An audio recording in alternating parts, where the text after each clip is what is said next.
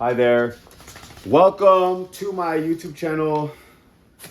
Today, I'm going to talk about not having to do anything to manifest. Okay. Now, bear with me. Okay. Because there is a little bit of that you must do, but it happens automatically on automatic pilot. So you're not consciously doing it. You're not consciously like thinking about it all the time. Okay. And it's crazy. I just saw a video about detachment recently, like a couple minutes ago, and yeah, I'm on that topic, detachment. Let's get right to it. So this video is about manifesting what you desire through imagination, either inner talking or interaction. Okay, inner talking or interaction.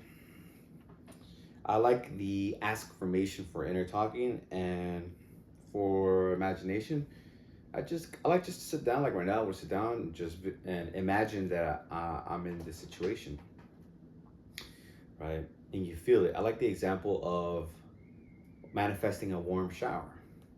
To manifest a warm shower, you close your eyes, relax, and you feel warm water falling on top of you. You feel it. That's the difference. You must feel the wish fulfilled, not think of it. I could be thinking about a warm shower. Okay, a warm shower is water with, water that's temperature a little bit above maybe 75 degrees, maybe 80 degrees, 90 degrees. So it's warm. That's thinking. Now you gotta think from it. You gotta think from the wish fulfilled. So you feel it. You feel the warm water on your body. You feel it. You look down in your imagination, right? You look down, you're in a tub, you're in the middle of a tub. Maybe you're in your tub in your home or what have you. Maybe it's a tub in a certain hotel, so you see the tub in the surroundings of the hotel. And then it'll appear. Something will happen where it'll make it happen. The universe will make it happen. God, the creator, whatever you want to call it. Okay? That's how you do it. So you have to feel it, not just think about it. Thinking about it is the first step. You know what you want. Think of the person that you like, right? Think of her or him. Okay, now close your eyes. Imagine yourself hugging him or her. Maybe after you guys had sexual relations, or maybe you're waking up the next morning and you're married. Maybe you're living together. And like, feel the bed.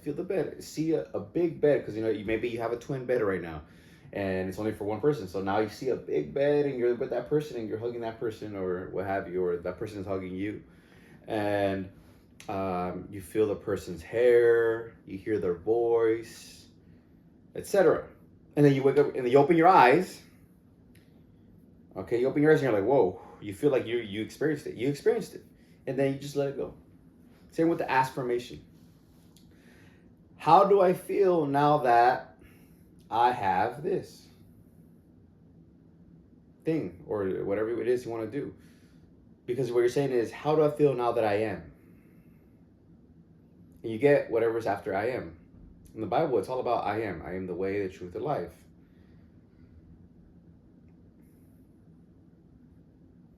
My name is I am. Let the weak man say, I am strong. That's literally how to change your circumstance. If you're weak, you have no muscle, you say, I am strong. How do I feel now that I am strong? Close your eyes, look down on your body and see huge muscles. Bang! Just muscles, see the veins. Feel the veins in your imagination. Feel them. Oh, wow. That's how you get anything. And you do it until it appears. You do it until it appears. You do it until it appears. So I'm going to share an example of how to detach, basically let go of wanting your accomplishment. Okay, your imaginative accomplishment, because you already did it in imagination. So this is what you do. And I love these monsters. They're so good. The white ones, specifically. And so this is how I manifested an office at my job. Okay. I made an affirmation. I asked myself, how do I feel now that I have my own office where I can work in silence and in peace? And my response was pretty easy because I was already in an office in a workspace environment, and I said, like I feel right now, natural, like I feel right now, natural. Because it was quiet in the office, and the reason I wanted my own office is because one of the workers, one of my coworkers, would be laughing all day. This day, I remember this day when I had made the decision that I was gonna get my own office. This coworker was laughing all day. I'm like, what's so funny? You can be laughing all day. The only time I remember when somebody's laughing is when they're on drugs. Either they're on marijuana or they're on what you call it? Um,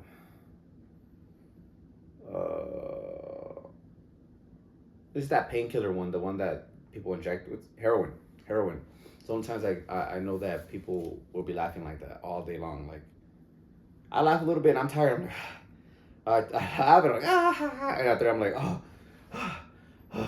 so I'm like, wow, I just can't. I don't want to do this. I don't want to experience this all day. So I decided to get my own office. That's how we get anything in life. We know what we don't like and what we do like, with the contrast and the desire. Okay, and what we'd like.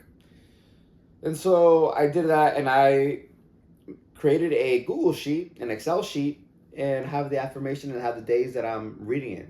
For day one, then I have morning, midday, and then I do have a night tab, but I usually don't really read my affirmations at night. It would help because Neville Goddard says it's not the length of time that helps you manifest; it's the frequency.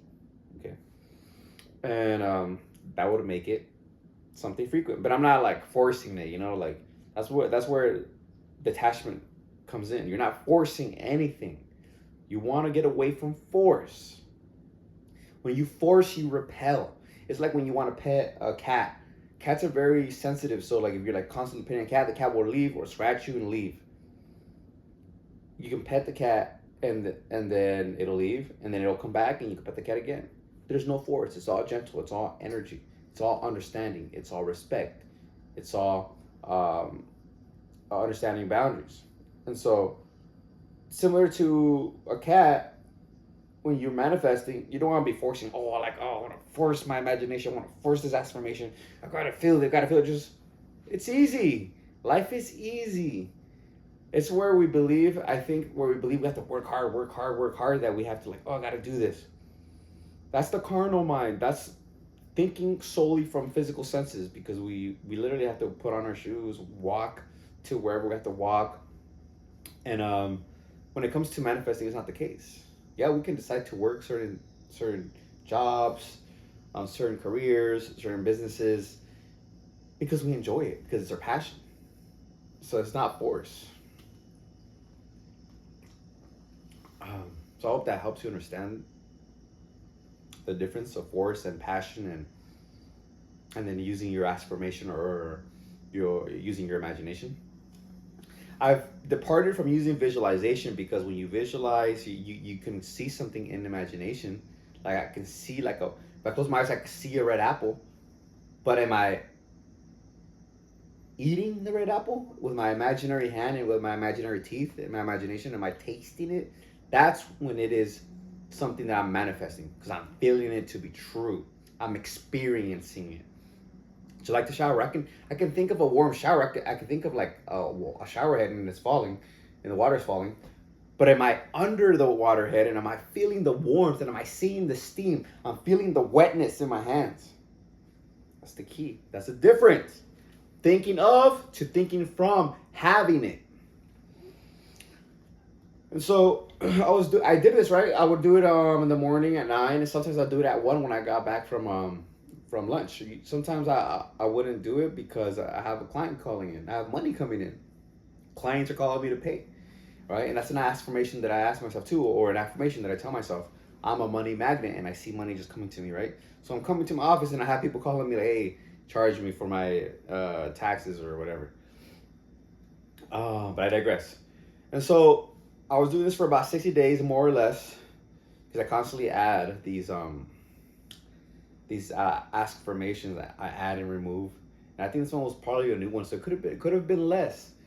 And so I would just continue working to the best of my ability and enjoying the process. Everything that we do is just a journey. It's a process, and we have a successful journey if we prepare. Okay, failing to prepare is preparing to fail. So if we're prepared, like I have a nice monster. I just finished writing an article. I had water and this monster right there. So if I get thirsty, I get parched, or I get kind of hot, I just put the cold can on my forehead, and I'm prepared. I have things that are going to help me with the process. When you go to the gym, you get your wraps, your chalk, your protein, your water, your pre-workout, your grips. Did I say grips already? I mean, your earphones, all that. You're prepared. You're gonna have a great workout. Okay, even okay. So that's what I'm trying to share about living, just living the physical experience. And so I'm living my physical experience, not thinking about my affirmations and the things that I'm manifesting. I'm just in the flow, working. Hello, da da da. Okay, how do you want to pay? Debit or credit card, enjoying it, enjoying the process, being grateful. Um, and I ended up walking outside of my office, a building, and the parking guy, because we have a gate, nobody can come in unless the parking guy opens the door or get out. So he he talks to me like, "Hey man, your coworker fulana," was just fulana is a Spanish thing of just like John Doe, right? Like it's a type of way to say John Doe or Jane Doe. Like you're not really saying her name. So I'm not saying her name just to protect her privacy. He's like, "Hey, she told me she's gone. Fulana said that she's gone." I'm like, "What? Fulana didn't tell me anything. I didn't know she was leaving. Go." And she's like, "Yeah, she said she's not working there. She took out a big box." I'm like, and she said she's not working there with you guys. I'm like, "Oh, okay, wow, all right." So I just took the information, and I went on with my work. And then I remember like passing by, and like the office was empty. I'm like, "Oh shit, that shit is empty." And I got a hunch. So, okay, ask for the office. You want an office? Ask for it, and then tell them that you work next to another fulana who you get along well. You guys can work better. And so just say that. So at the end of the day, before I went home, I went into the manager's office and I said, "Hey, could I get the office since fulana's here, not here no more, and that way I can work with the other fulana who I get along well with, and we can close more deals together." And the manager's like, "Yeah, go ahead, cool." I'm like, "All right, cool. I'll move in tomorrow, by the end of the day." And he's like, "Okay, cool." And so I did that, and had the office. But between my manifestation, physical manifestation, and my affirmation, or let's say between my affirmation and the physical manifestation, let's think about it logically, like from time space, because I just affirmed it just to have it. I had it now. The moment I decided, I had it. So I was feeling it to be true. I asked myself, how do I feel now that I have my own office? Natural, like I feel now. Right? And it's literally like the way I just did it right now was the way I felt. Or like natural. Like I feel right now. And so I felt it like I already had it. So I was already in that self concept. I was in that being. And then it's about being and becoming. Being and becoming. So I became it, being and became it when I listened to that little whisper. Oh, ask for it. It's open. It's what you want. Ask for it. And I was like, okay. Hey, can I get it? And I was told by the little whisper, say that you're going to work more with Fulana, who's going to be your neighbor, and you guys are going to close more deals. Right? So I think I said something like that. But I did say Can I get the office since Fulana's no longer in the office because she's gone, and I can work next to the other Fulana who I get along with. And yeah, manager's like, yeah. um, Again, we're in this video we're talking about not doing anything. So I wasn't actively like, oh, where's this office gonna come from? I wasn't even thinking about it. I wasn't thinking like, oh, um, I should plan something out to get her fired or anything like that. I was just in the flow, living my life, doing the same things that I would do on a typical work day. And the what Neville Goddard would call it the bridge of incidences, the bridge of events that got me there was that I saw the parking guy tell me that Fulana was not working there no more. I didn't know she was not working there no more. And then I saw that it was a physical fact when I saw the office empty.